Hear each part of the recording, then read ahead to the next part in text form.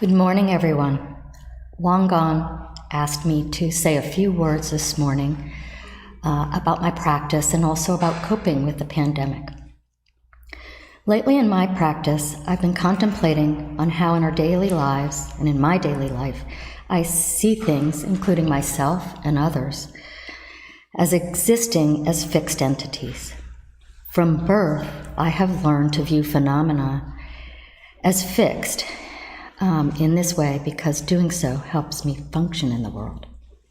But actually, when I take a look more deeply, everything is always changing and empty of fixed, independent existence. When I cling to the view that phenomena exist as fixed and independent, I create suffering because I have unrealistic expectations that lead to fear and disappointment. When the pandemic shutdown first began in March, the spring before last, when the entire world was in the first stages of shock over the notion that there could be something as disruptive, as devastating, as unknown, and as uncontrollable as a global pandemic from a new virus, I was struggling to accept the idea. We might need to isolate ourselves from each other for several weeks, or maybe even a couple months, a duration that at the time seemed incomprehensibly long for isolating from others. How our minds take for granted that things will always be as we think they are. This was the time before we knew what Zoom was, the time before we knew it was safe to eat food that wasn't wiped down, before we knew that the coronavirus was airborne and that masks could protect us. In those early weeks, I spent my days working from the couch in my family room facing the southeastern wall of my house, which is made up almost entirely of windows. One afternoon, as I glanced out the windows every so often, I noticed two birds taking turns flying back and forth right in front of me in my window. I imagined they found delight in their movements. Then I noticed they were dancing into and out of a large jasmine bush that grew up along my screened-in porch. What fun they must be having. The next day, they were back at it again, and as I watched, I noticed they carried small twigs as they flew.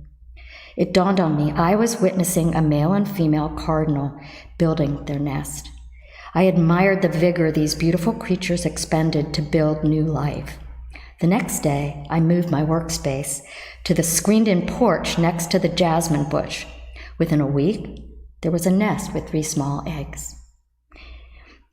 Another couple of weeks, the soft tweets of baby birds emanated from the nest, their small, fragile beaks peeking over the top. Mama and Papa Cardinal flew into the nest sporadically to feed the birds, tipping their own beaks spasmodically toward their brood.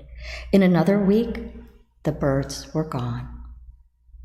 How profoundly blessed and amazed I felt to witness this full process that presumably occurs quite commonly each spring, yet I had never seen it unfold before. It made me think, is the emergence of a virus that can spread around the globe unexpectedly and disrupt many of the things that we take for granted, is it that different from the transformation of movement and twigs and eggs into baby birds? Both remind us that we don't naturally see things as they really are in each moment. Even when I am at times briefly awakened to this truth, I return in the next moment to my incorrect views. To remember to see things in myself as we really are, I will need to practice consistently and continually. Thankfully, there are always plenty of reminders.